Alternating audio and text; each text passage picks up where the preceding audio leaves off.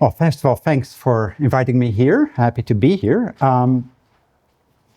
I know I'm the economist in the room, and I'm not afraid to have discussions on that, so that's fine. Don't treat me like a dog. Our director is an economist. I don't know whether that's a good thing or a bad thing for you. All right. So I'm an economist, yes, and I'm going to talk to you a little bit about the difference, basically how we as economists see how the economy then integrates in the whole spectrum of going from human activities to environmental pressures, to environmental states, and then back to the economy. So what we call projecting economy-environment integrations. I'm going to cover 3 topics, more or less. First, I'm going to talk a little bit about these shared socioeconomic pathways and the socioeconomic trends that drive economic activity, that then drive environmental pressures. Then I'm going to talk a little bit more in depth about these environmental pressures. And then I have a bit about the economic consequences of climate change and the economics of adapting to climate change. Now, that's the part that has something about coastal ecosystems. The first 2 parts don't. So I'm perfectly happy to be interrupted with questions during my talk, and we can have Q&A during the talk. But if you want to hear about the adaptation part and the coastal ecosystems, then I would say that we keep the discussions till after the talk. So basically, how we see these interactions between the economy and the environment is, well, you start off with some socioeconomic trends and specific drivers of human activities. Then we use an economic model to calculate what happens to social economic activity, total economic activity, and then you calculate emissions of greenhouse gases, air pollutants, land use change, and a wide range of calculations of how economic activity affects the pressures of the environment.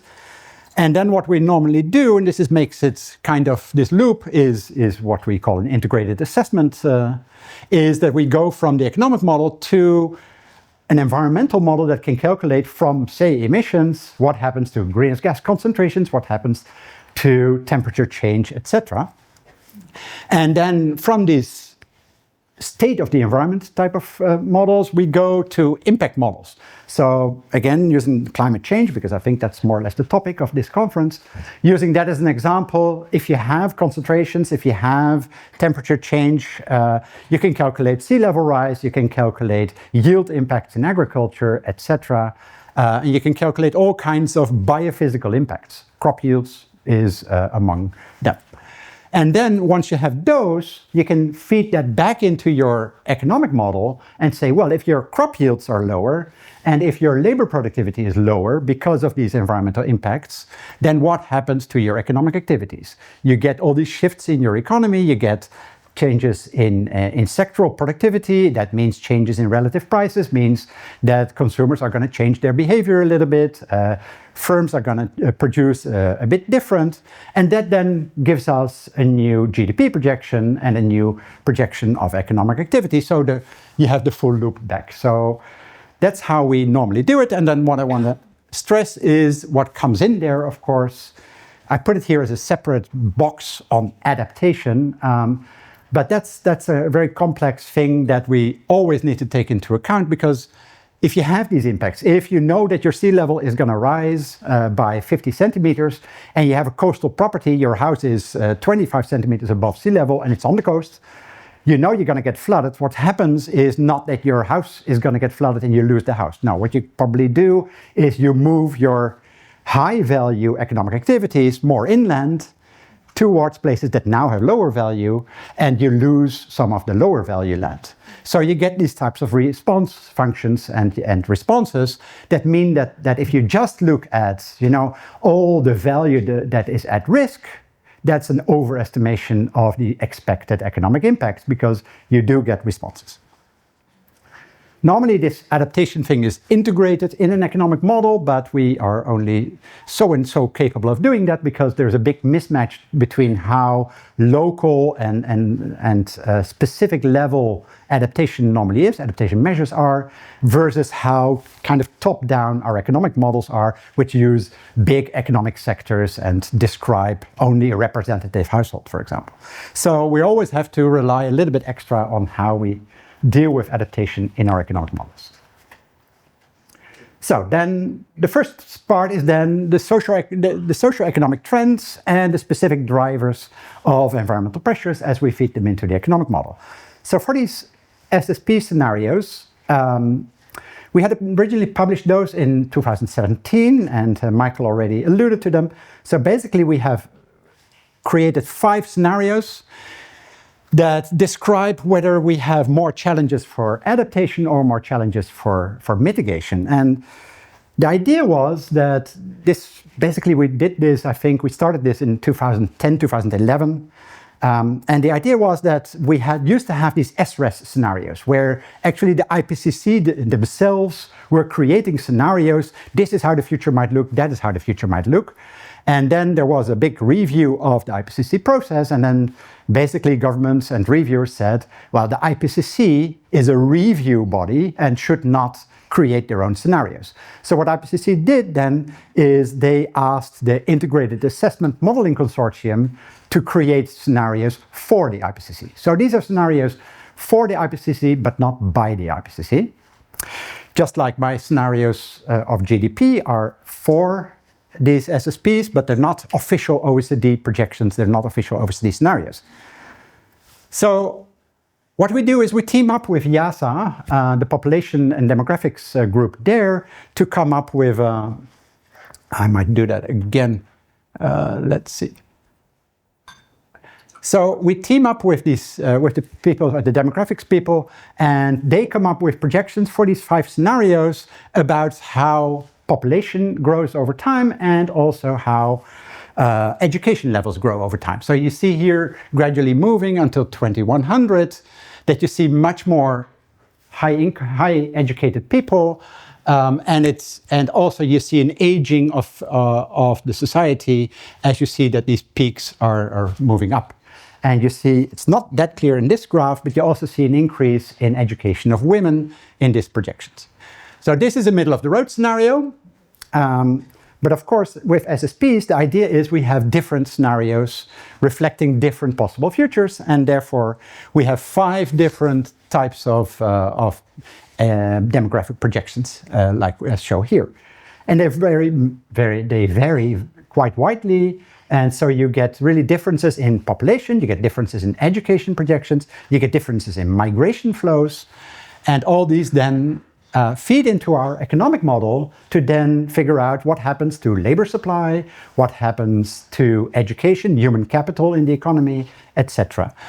So then we do our analysis at the country level. We have more than 200 countries in our model, and it's a very simple model. It's a very stylized model, but it does allow us to project how income evolves over time in the different countries. It starts off from the basic idea that if you're further from your technology frontier, you have more possibilities to grow, whereas if you're at the frontier, say USA, maybe Korea at the moment is also quite at the frontier, and if you're in those types of situations where you're already at your frontier, your growth is going to be lower because you have your evolution of your technology, you have your evolution of population, labor supply, etc. But what you don't have is this catch-up effect. So countries that are further from their potential catch up quicker.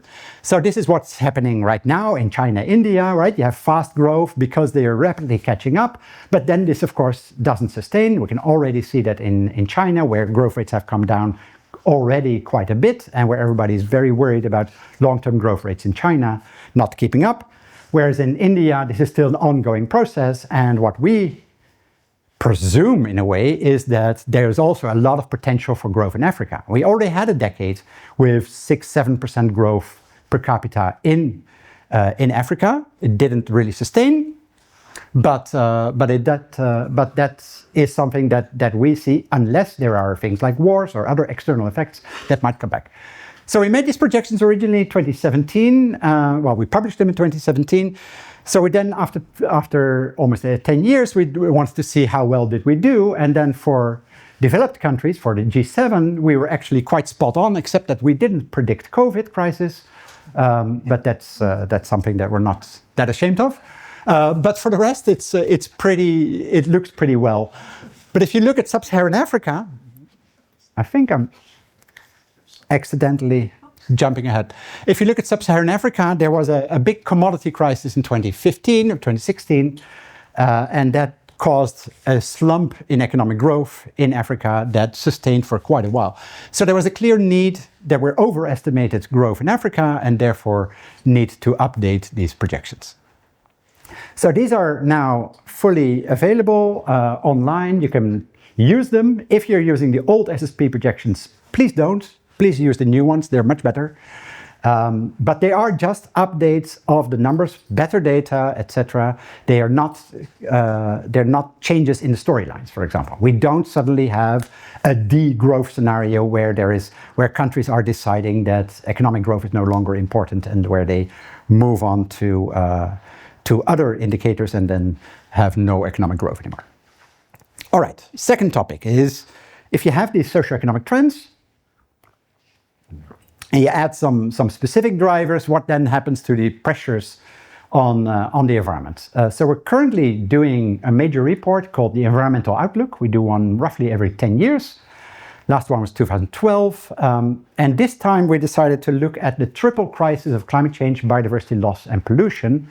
So we're looking specifically at interactions between the three. So we all know climate change is an important topic. We all know biodiversity loss, at least if you're here and you don't know biodiversity loss is a major topic. Maybe, see me in the break and I'll explain it.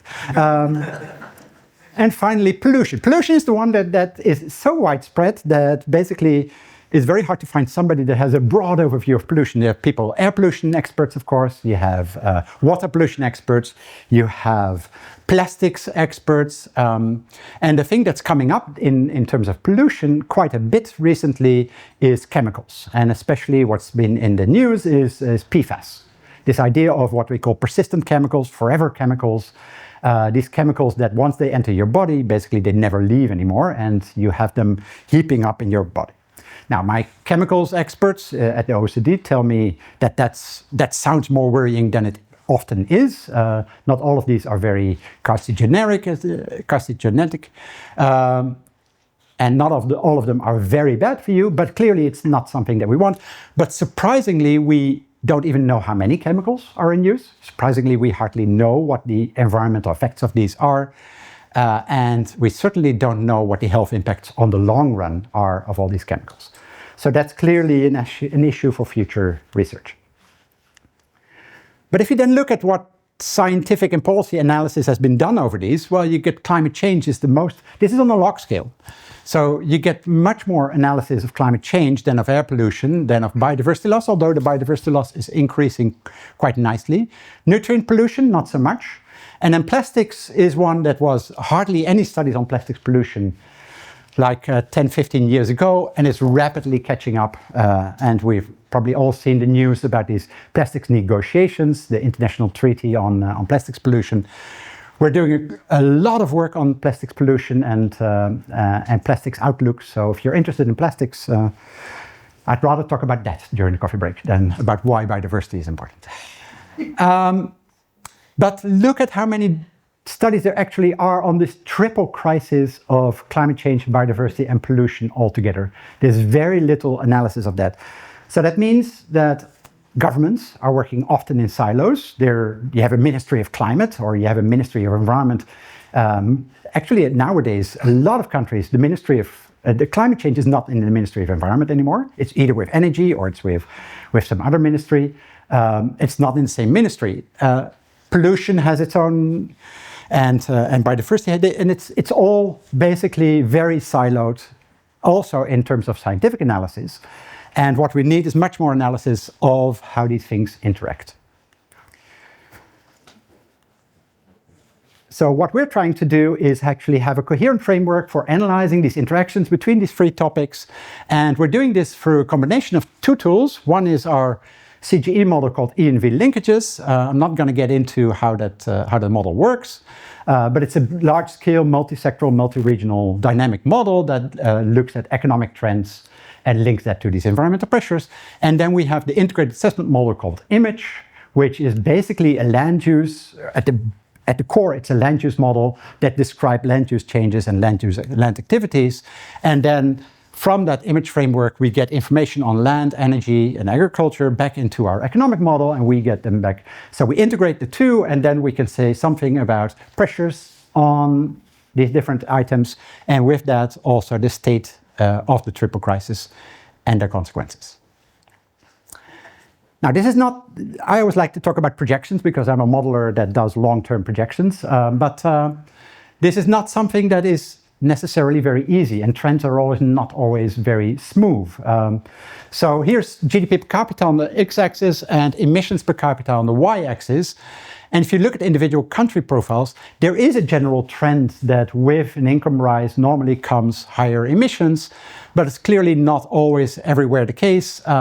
You get interesting effects like here South Africa, where you had clearly economic problems that also then caused a reduction in emissions. So that's not a good thing, huh? That's a reduction in emissions that is just like COVID. COVID reduced greenhouse gas emissions by, I think, something like 6-7% or so, or maybe up to 10, depending on how you count.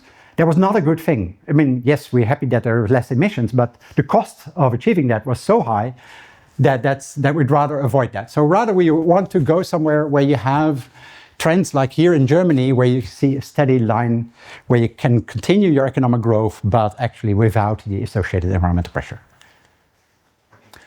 So if we then look at these income groups, what then drives this change in emissions? Basically, you have this idea that there's some population growth. More people means more economic activity, means higher emissions. You also have some income growth, and income growth also leads to higher emissions. But that's offset by the two effects of one, primary energy. So the energy content of your economy goes down over time. A big part of this is what we call the servitization of industry. The idea that if you look at industrial production now, it is really much more, it has services as an input. You have, if you now buy a washing machine, you can buy a washing machine with a repair service included if you need it. Rolls-Royce doesn't sell jet engines for airplanes, they lease them. The only thing they do is they lease them, and that they keep the ownership, because then when they need to be refurbished, etc., they can actually do that themselves, and they don't need to actually talk to the airline company because they own these things. So that's a typical way that services and industry are much more intertwined, and this servitization also of final demand also means that we're getting basically a shift away from heavy industry towards more services, towards lower energy use, and with lower energy use comes less emissions.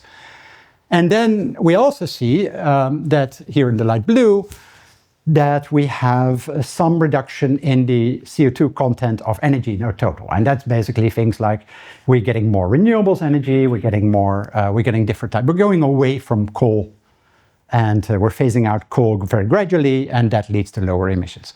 So these trends are expected to continue in the future, not surprising.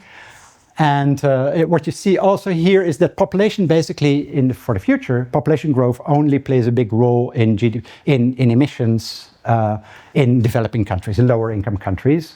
In high income countries, there is basically no population growth at all for the coming decades. So you get some income growth, but that's then more than offset by the other parts. Whereas in lower income countries, you see that there's still an increase in emissions in these projections. This is one scenario, two models combined, one scenario. Of course, there's in the literature, there's multi-model assessments that quantify the robustness of this, etc. This is just illustrative of how these things work. Then beyond climate, wants to highlight this because we're looking at a very much broader set of things. And then if you compare greenhouse gas emissions, this is what I just talked about, but if you compare it, for example, to plastics use, so we always have this tendency to think that structural change in your economy, servitization, etc., lowers environmental pressures. But actually for plastics, that's not the case. Plastics is a completely different profile of economic activities that use plastics compared to greenhouse gas emissions and energy use. So you have a lot of plastics in the services sector because you have a lot of packaging. You have all your e-sales which have a lot of packaging and a lot of plastics with that. So plastic is actually used so widely in so many different applications, and a lot of it is single use, that we now project an increase in plastics use quite rapidly over the coming decades. Finally, land use, I want to highlight that for a little bit. So there we did a calculation a little bit differently. So we still have population growth and then an economic activity indicator. But here we also have an intensity in the diet. So we have dietary shifts. And unfortunately, there is still a trend going on that changes in income lead to changes in diets where people adopt more European or Western style diets, which come with higher land use requirements. And that leads to extra pressures on land use. All right. How am I doing on time? We're supposed to start the next one in 3 minutes. Oh! But we started late. We started 5 minutes late. So you have 5 minutes. But we also want to have a few questions. I do, and I'm getting to the adaptation part. All right, I'm going to skip it. So we did an analysis of the economic consequences of climate change. This is modeling where we looked at different impacts of climate change and then how this feeds back into your economy. And you get big differences across regions. But what we always want to stress is that there's downside risks. And as downside risks are especially in the more vulnerable countries where you have higher impacts already on average, but you also have higher downside risks. So that's something that is important. There's a huge literature now out there about what these macroeconomic consequences of climate change are. I won't get into that because that will take me half an hour. So I'm going to skip that, but we have to remember that these consequences are very significant, especially in vulnerable countries. So one of them is then sea level rise, and here we make projections of flood costs, and you see this ramping up, but you also see that adaptation can really reduce the cost of climate change. And if you do a decent amount of adaptation, you need investment. And with sea level rise, you often need very high investment, very much upfront investment in order to do so. You also need to combine that with adjustments as things evolve and reactive adaptation, but you also need anticipatory adaptation.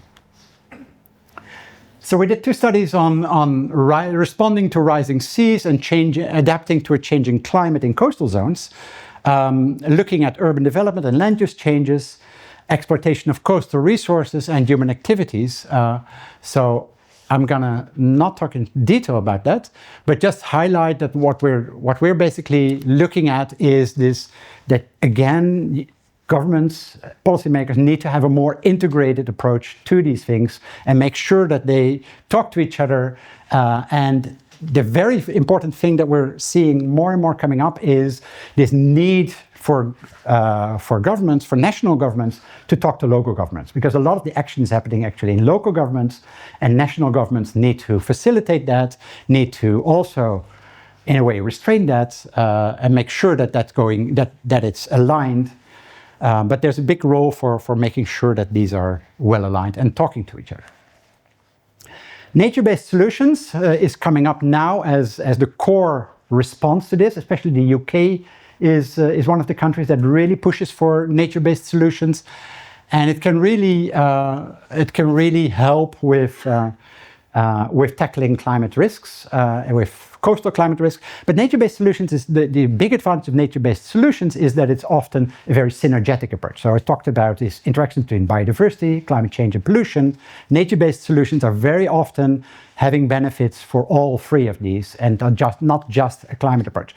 And that's important because we have a lot of climate approaches that we did in Europe. We did biofuels, and we did them in a way that they were actually using a lot of land. And not sure that was a very clever strategy. But so now we need to go to more integrated approaches, and nature-based solutions is a major part of that. So 2 case studies that I'll skip because of time. Here, mangroves. This is actually from the World Bank. This is not our own analysis from the OECD, but this is just a way to show that measuring the costs of biodiversity loss, measuring the cost of loss of ecosystem services is very hard to do. We can hardly measure that. We've been trying to come up with something like the social cost of biodiversity, similar to the social cost of carbon. Impossible. If you look at the literature out there, you can model 3, maybe 4 types of ecosystem services. Normally it's the provisioning services that you can capture. Are these the most important ones from a welfare perspective? I'm not so sure. So there's a lot of gaps there, but here's one example of things that you can measure, and that's basically just flood risks if you have mangroves versus if you don't have the mangrove. And that's a very clear example of how you can measure damages from ecosystem service loss. So I really like this one, and it's also nice illustrated. My final point, ocean economy. So oceans are not necessarily seen often as an economic activity. It's not an economic activity, but it does represent 3 to 4% of the global economy. It's things like fisheries, offshore activities, etc. 100 million full-time equivalent jobs, and it's important because it's also very closely linked to where a lot of the things come together. It's fast economic growth in Southeast Asia or Asia Pacific more generally. There's a fast economic growth, but there's also a lot of plastic pollution. There's also fast demographic developments and a lot of capacity to improve, but it's also a necessity to improve because things are happening so quickly there in countries such as Indonesia that it's very vital to look at those in detail. And they're also very vulnerable to the impacts of environmental degradation. And the ocean economy is actually quite importantly threatened by climate change. So that's a very important thing to keep in mind. It's not only sea level rise, but all these different climatic changes lead to a disruption of the ocean economy. It says trade disruption there with a very relatively small portion. I think this was done at least a year ago. I would imagine that there's a rapid change nowadays, given how disrupted trade flows are this year. But that gives us an indication that again, everything is integrated. All right, I'll leave it there. Thank you.